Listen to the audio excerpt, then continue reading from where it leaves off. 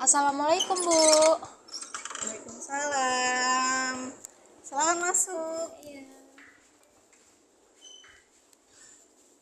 Silakan duduk. Hai ya. Hai Bu. Bagaimana kabarnya hari ini? Alhamdulillah baik Bu. Kalau Ibu? Alhamdulillah hari ini saya juga baik. Kira-kira gimana tadi P5-nya? Lumayan mudah karena dibantu sama guru pembimbing juga. Tapi tadi juga ada kesulitan dimulai dari bahan-bahannya yang kurang dan harus membelinya lagi. Seperti itu. Iya. Baik. Kira-kira udah tahu belum kenapa saya panggil hari ini? Belum Bu. Oke, jadi hari ini kita akan melakukan layanan konseling individu. Udah tahu belum konseling individu itu apa? Belum Bu. Belum. Jadi, konseling individu ialah salah satu layanan bimbingan konseling yang dilakukan oleh konselor terhadap konseli untuk membantu memberikan alternatif solusi yang bisa dipilih oleh konseli terhadap permasalahan yang dialami. Seperti itu. Betul. Tapi Bu, kalau misalkan saya cerita tentang kronologi saya saat ini, apakah akan aman? Insya Allah akan aman. Karena apa? Karena dalam layanan konseling individu ini ada kode etik atau asas konseling individu, yaitu yang namanya asas kerahasiaan, di mana yang kamu ceritakan pada hari ini, kamu ungkapkan pada hari ini itu tidak akan terdengar oleh orang lain. Seperti itu ya. Iya, jadi seperti itu. Kira-kira sudah siap? Sudah Bu. Baik, kalau misalkan kamu siap, silakan kamu mengisi lembar persetujuan ini terlebih dahulu ya. Silakan.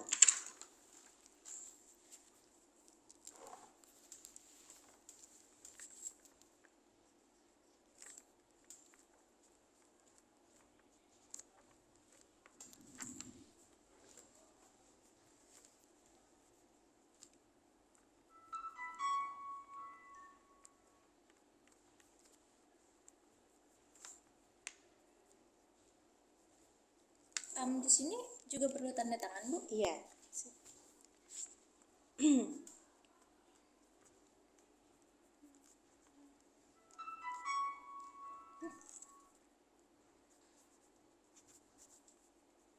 Dah Bu. Oke, jadi setelah kamu mengisi surat pernyataan persetujuan ini, jadi secara otomatis kamu bersedia untuk melakukan kegiatan layanan konseling individu pada hari ini. Iya.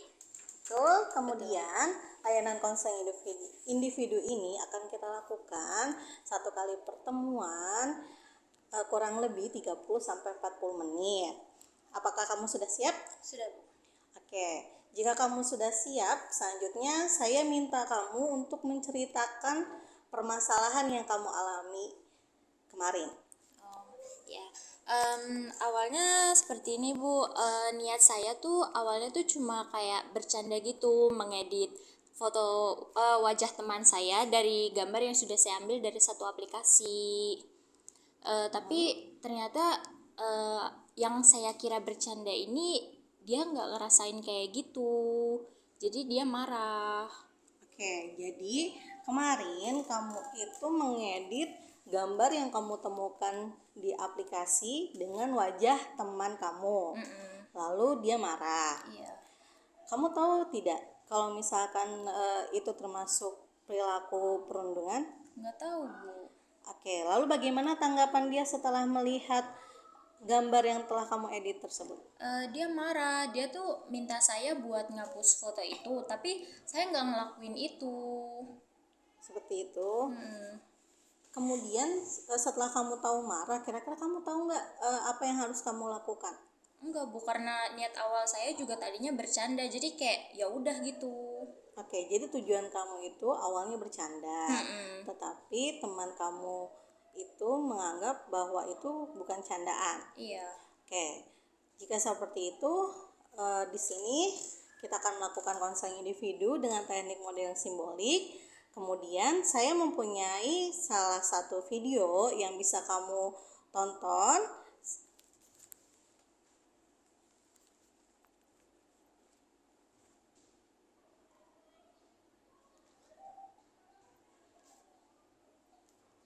Sekarang bisa kamu tonton terlebih dahulu video tersebut.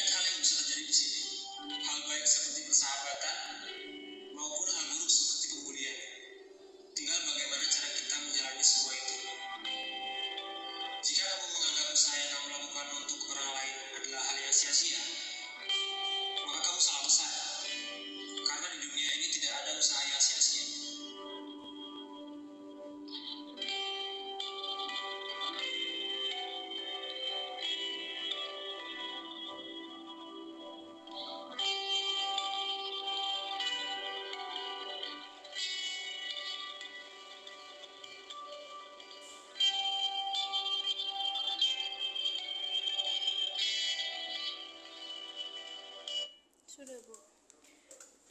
Oke, jadi barusan kamu telah menyaksikan video yang telah saya siapkan barusan. Kira-kira itu videonya tentang apa? Tentang pembulian, Bu.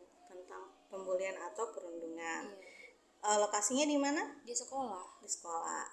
Setelah kamu menyaksikan video yang telah saya siapkan barusan, silakan kamu mengisi lembar kerja peserta didik yang telah saya siapkan melalui link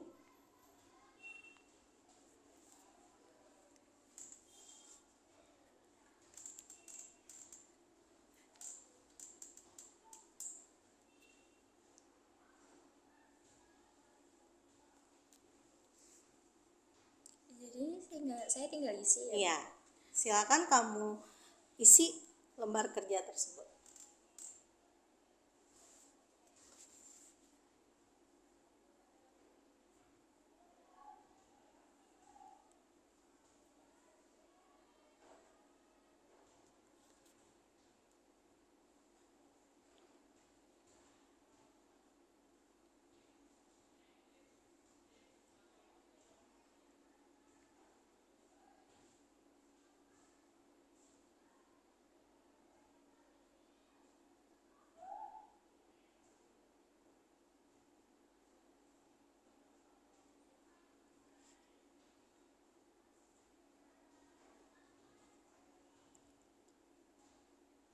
Saya kasih kamu waktu 5 menit ya buat mengisi lembar Bu. kerja.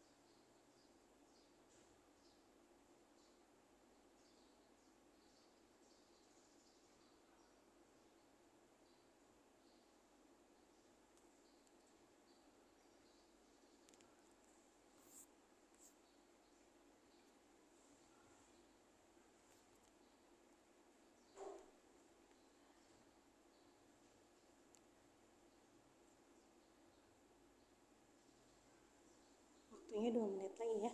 Ya, Bu.